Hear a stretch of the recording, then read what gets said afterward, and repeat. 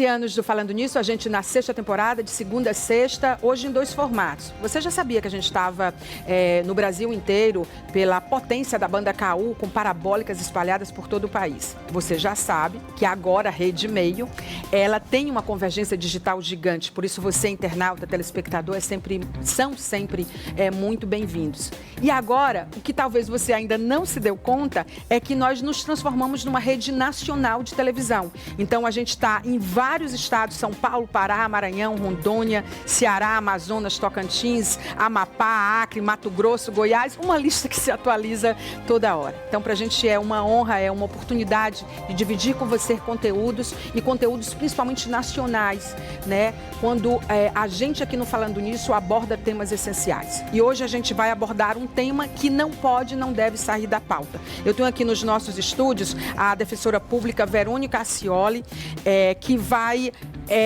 trazer mais clareza em relação a leis que já existem, como que elas funcionam na prática, por que a violência contra a mulher aumentou no Brasil inteiro. Maia, mas a gente não falou disso em março? A gente vai falar todos os dias, se for necessário.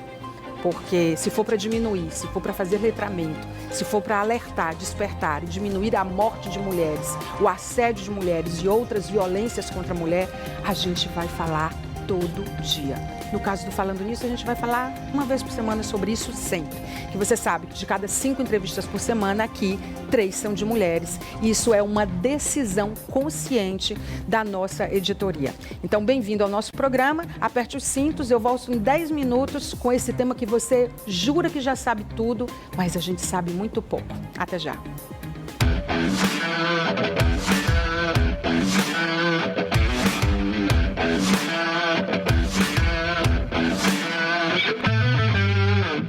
Hoje nós vamos voltar a falar do assunto da questão da violência no Brasil e no mundo contra a mulher. E a gente vai falar tantas vezes, como eu disse ainda há pouco, for necessário.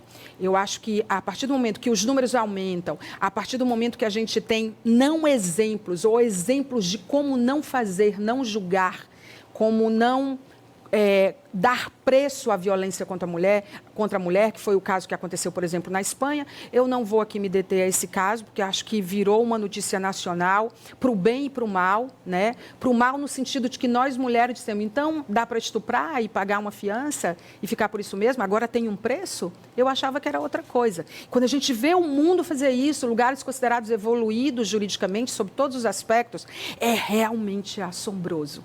Porque a gente olha para todos os lados e a gente vê que parece que não despertamos para isso. E a gente está vivendo a metade, praticamente, da 3ª década do século XXI e os nossos números, eles não decrescem da violência contra a mulher. Eles estão escalando. Por que isso acontece?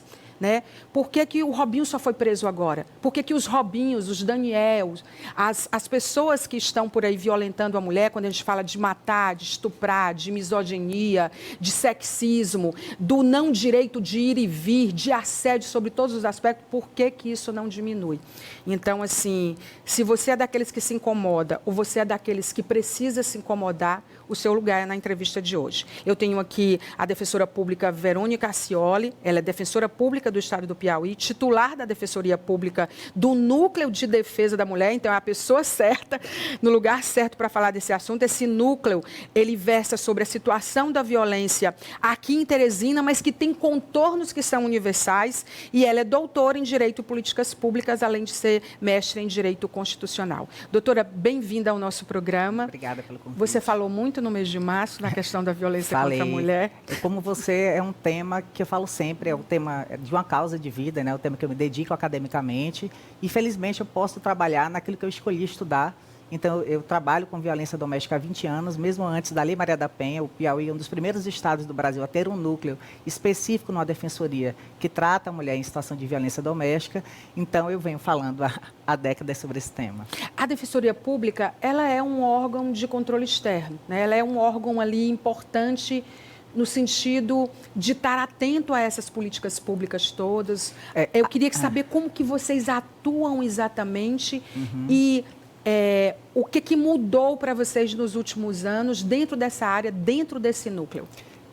O Núcleo de Defesa da Mulher nasceu em 2004. antes da Lei Maria da Penha, que é de 2006, né, que é o nosso marco legislativo para prevenção e punição dos agressores de violência doméstica e familiar. A Defensoria Pública é uma instituição essencial ao sistema de justiça. Então, ela integra o sistema de justiça ao lado do Judiciário e do Ministério Público. Nós somos a ponte de acesso da população vulnerável, e aí não só do ponto de vista econômico, mas do ponto de vista de outras categorias sociais, ao sistema de justiça. Então, nós atuamos extrajudicialmente e judicialmente, dando acesso, no caso do Piauí, a maioria da população do Piauí, mais de 70% da população, é nossa clientela. Então, a Defensoria Pública é esse instrumento de acesso à justiça. Ele funciona como deveria funcionar? Funciona. Porque eu sei que não depende da qualidade de vocês. Funciona. Né? Ele depende de estrutura, de recursos, de outros órgãos. Isso. Fazemos parte de um sistema, né? E a partir de um sistema é uma cadeia, né? Eu provoco o Judiciário, preciso que o Judiciário me dê uma resposta. A partir dessa resposta, que o Ministério Público entre com a ação adequada, que tem um inquérito policial adequadamente instruído. Vez outra, um desses órgãos falha. Inclusive, a minha instituição falha, porque somos compostos pessoas, né? Mas eu digo que a realidade de hoje, nós temos uma rede de proteção instalada, permanente. Foi inaugurada agora, em março, a Casa da Mulher Brasileira. Um marco, né, na história, né, da violência contra a mulher, do combate à violência contra a mulher, e a Defensoria Pública faz parte desse sistema e, junto com o Ministério Público especializado, as varas de violência doméstica, as delegacias especializadas de direito da mulher, nós compomos esse sistema básico de proteção, junto com CREAS e CRAS também, para receber essa mulher que quer tirar uma consulta, quer tirar uma dúvida, quer saber se aquilo é violência ou não, está na dúvida, será que eu estou muito sensível? Ela pode ir nos procurar quantas vezes desejar e, além disso, entramos com todas as ações judiciais e todos os procedimentos extrajudiciais que aquela situação de violência pode desencadear. É totalmente inclusivo, né? Porque eu fico imaginando como não era antes sem a Defensoria Pública. Porque eu penso assim, nós temos, né, segmentos da sociedade civil que historicamente contribuíram, não tem como não falar do movimento de mulheres da década de 70 e de 80. Sem esse movimento de mulheres, sem a criação dos conselhos estaduais dos direitos da mulher, a gente não estaria aqui hoje. Mas a Defensoria Pública vem porque ela é um agente de provocação, ela é contra-majoritária, porque nós somos acesso à justiça de quem é mais vulnerável. E com quem é que você encontra nas penitenciárias, né? Qual é o perfil das pessoas que o sistema de justiça consegue alcançar? Então, são pessoas pretas, pobres, né? E nós somos a voz, tanto para os agressores, quanto para as mulheres em situação de violência, mas aqui eu estou para falar das mulheres, que desejam fazer um devido processo legal. São os extremamente ou as extremamente vulneráveis dentro de um mar de vulnerabilidade. Sim. Aí eu fico lhe ouvindo falar, eu reputo qualidade ao trabalho da Defensoria Pública, não só aqui no Piauí, mas em todo o Brasil. Fico imaginando como não era antes. Aí vejo que as pesquisas aumentaram, que as leis aumentaram, as regulações, a atenção, os núcleos. A mídia tem dado mais visibilidade do ponto de vista, inclusive, de letrar as pessoas sobre o que significa a violência, não de ser sensacionalista, mas mostrar o que significa a violência contra a mulher. E, mesmo assim, os números não pararam de crescer.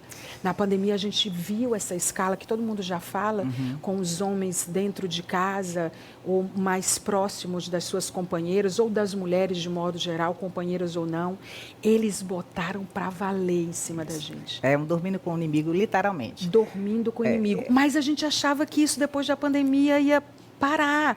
E quando a gente vê que essa voz feminina é a voz do século, que as mulheres estão se levantando, se encorajando, tendo redes de apoio, quando as mulheres estão sendo encorajadas mesmo a falarem, onde as pessoas estão entendendo que não é por aí, sendo homem ou mulher, a gente vê um número aumentar. Qual é a sua percepção em relação a isso?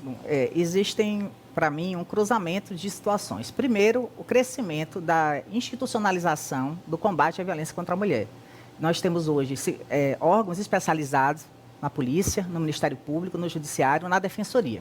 Isso não existia há 2 décadas atrás. Sim. A criação desses órgãos especializados e a atuação deles é o que dá legitimidade e encoraja essa população a procurar as instituições. Então, de certa forma, por mais contraditório que seja, eu olho com otimismo, porque as mulheres não estão ficando caladas e no silêncio não há proteção. Falando nisso, no silêncio não há proteção. É um bom slogan para o próximo março de vocês. Então, a partir da conscientização, da desnaturalização de situações que são compreendidas como naturais, sim, e a gente compreende que elas são culturais e não naturais, por isso que o processo de desconstrução é lento e por isso que precisa ser perene, precisa ser insistente e persistente, porque ninguém abre mão de privilégio. E quando a mulher perde, alguém está ganhando. Né? Então, ninguém vai abrir mão do seu privilégio naturalmente, até porque inconscientemente isso é estrutural. Né? Tem a ideia do racismo estrutural, violência de gênero estrutural nós temos no Brasil. Aliás, nós somos campeões de desigualdades estruturais. Né? O Brasil é o 5º país do mundo em violência contra a mulher. No ranking de mais de 80 países, nós somos o 5º. Nós ficamos atrás apenas de Rússia, El Salvador e Guatemala. É quem são os campeões, e nós estamos ali. Olha que a gente, onde nós não estamos. Pois é, essa superpotência econômica que nós temos, então não tem nada a ver com a economia, não tem nada a ver com classe social. Tem mulheres que eu convivo, mulheres do Judiciário, do Ministério Público, empresárias, que muitas vezes procuram a defensoria, procuram um aconselhamento, que sofrem violência contra a mulher. Então, é um mito essa história, a gente tem visto recentemente atrizes, pessoas famosas fazendo essa denúncia, mas ela é muito democrática. A violência contra a mulher atinge qualquer um de nós, de qualquer cor, de qualquer idade, de qualquer classe social. Porém, a grande vítima, segundo as pesquisas do IPEA e do Data Senado, são mulheres jovens entre 18 e 40 anos, na sua capacidade reprodutiva, na sua capacidade intelectual, econômica máxima. Então, é o crueldade com a gente. Então, essas mulheres de uma classe de que ganha até 2 salários mínimos e mulheres negras ou pardas. E a gente olha para o mundo e a gente viu, quando você me diz esse dado, que nós somos o 5º país com problemas, né, com problemas não, num ranking de violência contra a mulher, de violência estrutural, né? A gente fica olhando e a gente acha, não, mas é porque era o Brasil. Mas quando a gente olha para o mundo, a violência também não diminuiu. Por quê, doutora? Porque, infelizmente, a violência contra a mulher é um fator que permanece na sociedade como um todo, independente do sistema econômico, né? A Rússia, nós temos aí, em tese, sistema econômico diverso do nosso, da cultura. A violência contra a mulher é um dado persistente. Por quê? Porque nós temos a formação de uma sociedade no mundo patriarcal. O que é isso? O que quer dizer isso? Há uma desigualdade de distribuição de poderes entre homens e mulheres. Somos diferentes, Eu ouço muita piada com isso, né? Somos diferentes, a gente não nega essa diferença. Pelo contrário, a gente valoriza e estamos aqui por ela. Porém, essa diferença não pode hierarquizar, não pode gerar desigualdade. E é isso que gera. E na desigualdade, alguém é privilegiado, alguém detém poder. E esse poder é político, é econômico, é profissional. Né? Eu imagino, na sua carreira, que você é uma das grandes jornalistas, né, que nós temos aqui, o quanto de violência de gênero você não sofreu, né? O quanto de entrevistas de emprego você teve que pensar em que roupa ir. Eu me pergunto se os homens pensam sobre isso. O quanto que você tem que deixar o seu carro estacionado na rua de uma emissora e você pensa, eu vou sair 10 horas da noite, vou fazer um programa para sair 10 horas da noite. Os homens não têm certas preocupações que nós temos. Esse tempo que nós perdemos com a roupa, com onde vamos estar, porque a gente é um corpo em perigo.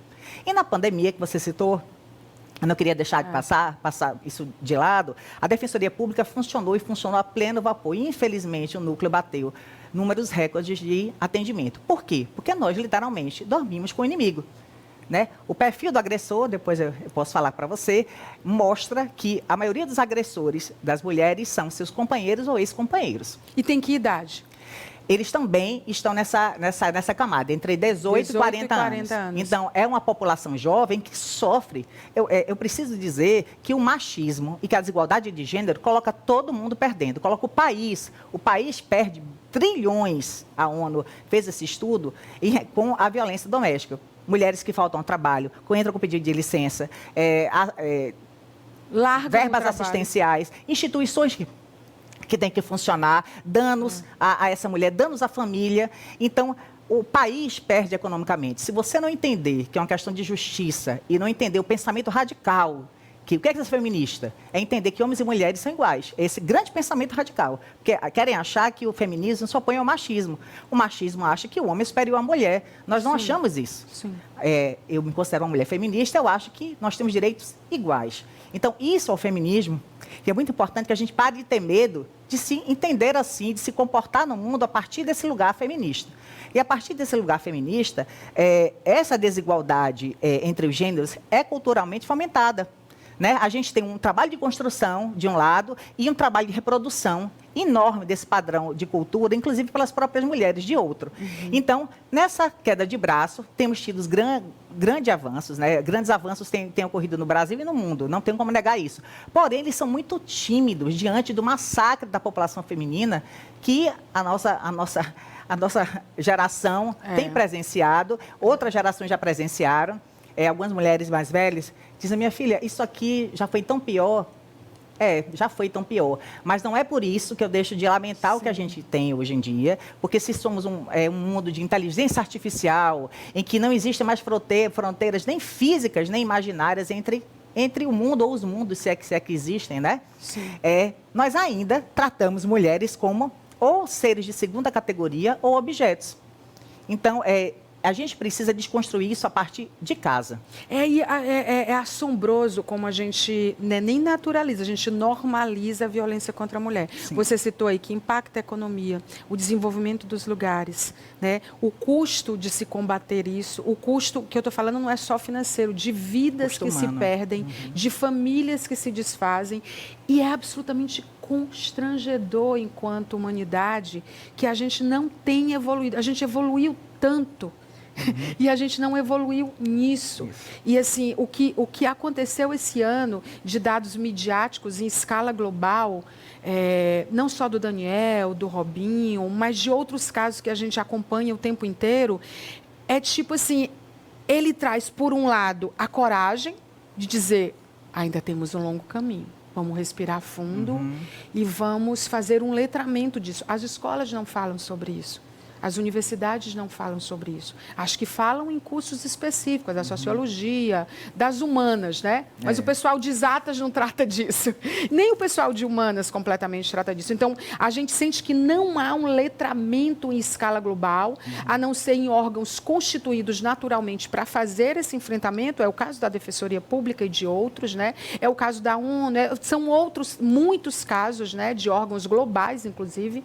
Mas a gente não está preparado. Parece assim que eu estou falando como mundo, eu não estou falando como mulheres. A gente não vai se calar, a gente vai pagar um preço por não se calar, um preço que precisa ser pago, mas que não seria necessário. Se a gente tivesse uma consciência em relação a isso. A gente começa por onde, você que é uma estudiosa e tem uma vida dedicada a isso? Porque eu citei as escolas, citei as academias, as famílias, né? Já que é tão estrutural, doutora Verônica. A gente começa em casa, né? A gente começa em casa. A partir do momento em que meninas e meninos são criados de maneira diferente, em que a menina não pode ir para o espaço público, né? Porque é uma menina, porque vai se misturar com os meninos, porque há sempre um medo sobre o corpo da mulher. E as famílias reproduzem esse medo. E não sobre a vida da mulher. Não, é sobre o corpo da mulher. E aquela menina, ela fica privada de ocupar esse espaço público com naturalidade. O menino não, ele sai de qualquer jeito, ele vai para a rua, ele pode ter vários amigos, quanto mais namoradinha ele tiver, a mãe acha legal, o pai acha legal. A menina não, ela vai ser uma promíscua. Então, enquanto a gente estiver etiquetando de maneira diversa comportamentos iguais, a gente vai ter a continuidade da violência contra a mulher e a gente precisa desconstruir isso a partir da casa. Mas essa mulher que reproduz, ela também merece o meu olhar. Porque os estudos, a Simone de Beauvoir diz que se o opressor não contasse com a aliança do oprimido, ele não conseguiria permanecer. Nós somos a maioria da população. Quantas mulheres a gente elegeu? Sim. Nós somos a maioria da cidadania votante desse país. Por que a gente não elege mais mulheres? Porque no espaço político, e aí eu estou falando de a mulher, inclusive, vai ser usada como massa de manobra para conseguir verba para os partidos. Isso. Quantas mulheres nós temos donas de empresas de televisão, de rádios? Então, por que esses agressores têm esse perfil de homem jovem, que tem um poder econômico em que ele teve saltos para adquirir, e ele exerce uma atividade que performa masculinidade, que é a atividade do futebol. Né? É o esporte masculino por excelência. Você sabia que até 83 a mulher não podia jogar futebol? Sim. Então, é o esporte masculino. A mulher não podia jogar futebol, a mulher não podia votar. Isso é quase uma tribo, né? Você vê um estádio de futebol, você diz assim, isso aqui é um ritual. E é um ritual, né? Nós somos civilizados, mas nós trazemos ainda reproduções de comportamento, mimetizamos comportamentos culturais, desde que... Civilizados e atrasados. Isso, mas é cultura, né? Nós somos a partir da linguagem. Nós somos humanos, para mim, o que define o ser humano é aquele que constitui a partir da linguagem. Esse notebook, só é esse notebook porque eu digo notebook, e a partir disso eu tenho um conjunto de ideias sobre aquilo. Nós somos o único animal capaz disso. Então, é a linguagem, é falar meninos e meninas, é falar defensores e defensoras, é flexionar o gênero mesmo, é incomodar a partir da nossa língua. Isso também é um instrumento de mudança. E dentro de casa, as escolas têm que fazer o seu papel social. As mães, quando colocam as suas filhas e seus filhos nas escolas, devem perguntar, vocês têm educação de gênero? E não ter medo dessa palavra. Não foi ingênua a campanha contra o termo gênero. Ou a criação de uma coisa que não existe, ideologia de gênero. Cientificamente não existe isso. Foi criado, é verdade. Ideologia é algo que é a partir do plano das ideias, abstrato, que não tem comprovação empírica. Gênero é uma categoria a partir de um papel social atribuído a um sexo biológico. Então, não existe. Um é ciência e o outro é fake, para usar uma palavra da moda. E por que isso logo com as mulheres? Porque nós incomodamos. Nós incomodamos, né? Os homens, lá vem aquela chata, lá vem essa menina falar isso de novo. Vai, falando nisso, falando de novo, ela está diferente. Será que ela está amarga? Por que ela está tão chateada? Ela está casada? Então, começam a usar a nossa vida pessoal para isso. E eu pergunto, como os homens, eles só falam de futebol. Alguns só falam de futebol, ou alguns falam do seu relacionamento, do dinheiro, do carro. Eu consigo catalogar os temas de predominância de uma conversa dos homens. Foi feita uma pesquisa da Valéria Zanello em grupos de WhatsApp masculinos. Ela infiltrou e viu as conversas. E mapeou. As conversas são de pura solidariedade. Quando o homem manifesta uma situação de violência, mesmo que o outro ache que ele está errado, ele silencia. Então, enquanto os outros homens silenciarem, eles têm uma solidariedade que a gente deveria aprender. Foi o que aconteceu agora. Então, falando do Daniel Alves do Robinho, então eles são o símbolo da masculinidade. O que é que as pessoas estão dizendo? É uma aproveitadora. Ela saiu com um cara famoso, mas foi comprovado, ainda bem que foi filmado, né? Ainda bem que hoje temos mecanismos de prova, que a nossa palavra não vai ser o único instrumento. Apesar que a nossa palavra, de acordo com a hermenêutica jurídica que se aplica à violência doméstica e familiar contra a mulher, a nossa palavra deve ser o suficiente para iniciar um convencimento do magistrado. Então, nos crimes íntimos ou nas relações íntimas de afeto, os crimes que acontecem dentro de casa, se eu não ouvir a palavra da vítima, como é que eu vou fazer o meio de prova? Como é que eu vou fazer o meio de prova? Porque é muito covarde essa violência. Qual é a violência do homem? O homem sofre violência por pessoas do mesmo sexo, então é outro homem. E aonde ele sofre violência? Espaços públicos. Mulher. Quem é o grande agressor ou agressora dela? Uma pessoa de outro sexo, então é um homem, já tem uma coisa diferente. Aonde ela sofre violência nos espaços privados. Sim. Então, a maioria dos estupros, por exemplo, no Brasil, são cometidas por pais biológicos, padrastos e depois pessoas que são conhecidas daquela família. Depois, isso mais de 60%, depois é que a gente vai para o desconhecido. E isso quando a gente mapeia todas as outras, misoginia, sexismo, estupro, o não direito à liberdade de ir e vir, várias outras coisas, aí esse mapa, é impressionante como ele se fortalece. Sim. Ele não muda, o tipo de crime continua e o mapa é o mesmo. Por exemplo, uma coisa que eu acho absurda é... Os casos de violência doméstica, eles recebem a titulação com o nome da vítima. Por que eu vou ficar expondo a vítima eternamente? Por que não coloca o nome do agressor? Engraçado, então, nunca tinha pensado nisso. Até a forma de se reproduzir isso, a gente é inconsciente, a gente não se toca disso. A gente tem um longo caminho. É um longo caminho. Cultural. É muito cultural e está muito enraizado no nosso consciente e inconsciente. E a criação de consciência, eu acho que ela é uma das grandes dificuldades do ser humano. A gente demora a criar consciência sobre as coisas. Quanto tempo a gente levou para criar consciência em relação ao trabalho escravo? Sim.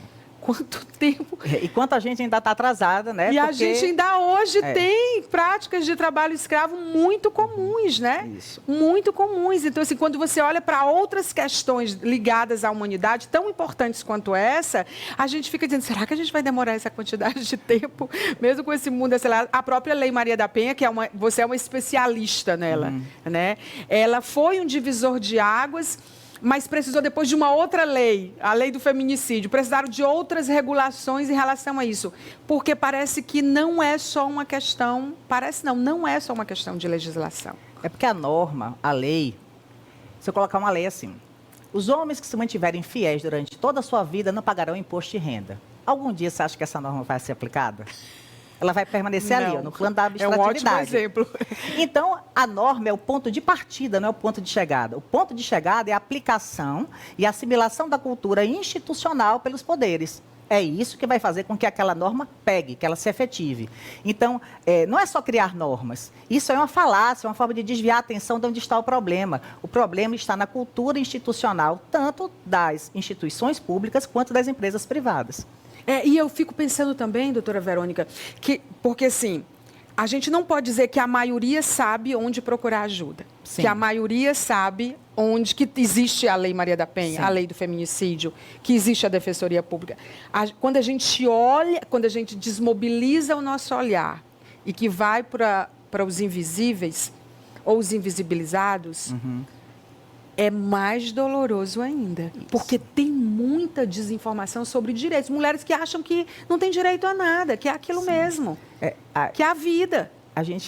Eu trabalho em Teresina, né, no Núcleo da Mulher, com a Lia e com a Armando, que são meus colegas de trabalho. E é importante o Núcleo da Mulher composto por um homem, porque a gente tem que trazer o homem para esse debate. Se a gente não trouxer o homem para esse debate, a gente vai continuar falando para nós mesmos. Sim. Né? Então, é importante trazer o homem para o debate. Quando a gente faz um atendimento, eu vou numa comunidade fazer um atendimento, as pessoas não sabem nem o que é a Defensoria Pública. Sabem não. Só acham que a gente está vestido da mesma forma e acham que eu vou julgar. Doutor chegou, a doutora chegou. Pronto, não sabe nem qual é o papel de cada um. Imagina uma mulher, que eu atendo, em Teresina mesmo, já atendi mulheres que eram amarradas no pé do fogão, acorrentadas, porque o lugar da mulher era da cozinha. Estou falando na capital de um estado brasileiro. Isso acontece. Eu imagino no interior desse estado, o que é que não acontece? Mulheres que o homem apaga o cigarro no corpo dela. São mulheres que eu atendi, não estou falando de ouvir dizer. Né? São mais de 40 mulheres diariamente que procuram o Núcleo da Mulher, só em Teresina. E é porque as pessoas não conhecem a gente. E as que não procuram? Há uma pesquisa, principalmente no estupro, que são registrados apenas 10% dos estupros que ocorrem nesse país. Por quê? Porque nós julgamos a vítima. Sim. Numa audiência de estupro, muitas vezes, infelizmente, e cada vez mais, a gente está tentando desconstruir isso na área jurídica, porque se a sociedade é machista, o judiciário é machista, as instituições são machistas também, porque nós não estamos fora da sociedade, nós estamos nesse caldo, né? Então, a imprensa é machista, todo mundo acaba reproduzindo esse machismo. As mulheres, elas não têm consciência de que têm o mesmo direito e têm medo de falar. As mulheres têm medo, elas têm medo, e não é porque elas dependem economicamente, não, porque a maioria das mulheres que eu atendo é que sustenta a casa. Isso é um mito. Mudou muito. Né? São as Na provedoras. verdade, a nossa dependência é emocional. A gente foi criada para suportar. E mesmo que, quando a gente não faz isso, a mãe é a primeira a dizer, minha filha, paciência, todo mundo é assim. Não, isso é normal. Ele não lhe bateu, ele só lhe xingou. Então, assim, a gente precisa reagir à primeira violência, a entender que a violência não é só agressão física. A agressão física, eu já estou no prejuízo, né? Na primeira ameaça, na primeira desqualificação. O assédio psicológico, econômico. Daquilo de chegar e dizer assim, você é feia, você não vale nada. Isso já é uma violência. Então, a gente precisa reagir. Será que a gente vai esperar perder um olho, ficar toda marcada com essa mulher, para poder entender que a gente não é um objeto, que a gente tem direito ao respeito? Porque essas mulheres ainda, uma coisa que me chama a atenção, elas perguntam, doutora, eu não fiz nada que eu merecesse isso. E eu olho para ela, mas a senhora poderia fazer alguma coisa que justificasse isso? Alguma coisa seria justificável? Né? Então, assim, para a gente ver o quanto, na verdade, a mentalidade no íntimo das nossas famílias mesmo, de qualquer família, ela ainda é muito atrasada. É um longo caminho. É por isso que eu digo que eu acho que a gente tem que falar Sim. sobre isso toda semana. Sim, tem sim. É por isso que eu acho que a gente... Porque, assim, você está diante, e muito provavelmente nós também, com você aí do outro lado, internauta e telespectador e telespectadora, nós, muito provavelmente, se você está assistindo a esse programa, você está numa zona de privilégio que você tem acesso à informação. Sim. Então, você deve ter um nível escolar, um nível acadêmico, um nível econômico. Você já deve ser essa voz que se posiciona, que se coloca. Porque as pesquisas mostram, e eu digo toda semana aqui, a voz feminina vai ser a voz do século XXI. Independente de onde estivermos. Sim. Então, assim... eu penso que a legislação foi importante, todo esse movimento é importante, mas a gente não pode deixar de falar, a gente não pode parar. E a gente não pode negociar o inegociável. Isso que você me disse de um homem que a gente sabe, mas assim, eu estou falando com uma defensora que está me dizendo que o homem apaga o cigarro no corpo da mulher, que você viu. Você viu o que aconteceu, Sim. que a mulher estava acorrentada no pé de um fogão. Aqui no Piauí. Imagina nos outros lugares. Então, assim, é um letramento gigante que precisa ser feito. E para quem nunca ouviu falar nisso e que precisa de ajuda para a gente encerrar, o que fazer? Por onde começar? A primeira coisa é falar. Falar disso na sua família, para quem você confia. Você não vai sair, a mulher vai ter muito medo de falar, de sofrer uma violência pior. Então, ela precisa começar a contar para alguém. A partir de que ela começa a conversar com alguém, é importante ser esse ponto de apoio. Se cada pessoa que está ouvindo você pudesse ser esse ponto de apoio para alguma mulher, a gente vai ter feito a diferença. Já vai ter valido a pena. Depois de falar, seria, a partir do momento em que ela decide reagir, registrar um boletim de ocorrência e procurar algumas das instituições de proteção. Pode procurar, por exemplo, a Defensoria Pública, o Núcleo de Defesa da Mulher. Delegacia Especializada. O Núcleo de Violência Doméstica do Ministério Público, ou vai direto na vara de violência doméstica, que eles vão te orientar onde ir. Mas nós temos toda uma rede de proteção montada, que custa para o Estado, à disposição dessa mulher. O serviço é sempre perfeito? Não. Mas existem ouvidorias, existem corregedorias. Eu posso dizer hoje que Teresina tem uma rede de proteção estabelecida, coisa que não existia quando eu vim para cá 20 anos atrás. Você é de onde? Você é de Pernambuco? Sou de Pernambuco, isso. Já eu ia dizer no final. Conversamos com a pernambucana, então você que nos assiste em Pernambuco, vocês estão muito bem representados aqui. Obrigada. Então, quando eu cheguei aqui, não tinha essa rede de proteção, né? Quando a gente pensa que a primeira delegacia da mulher surgiu na década de 80 em São Paulo, né? Então, olha o quanto nós caminhamos, é muito pouco tempo. É muito pouco tempo que a gente passou a ser considerada pessoa.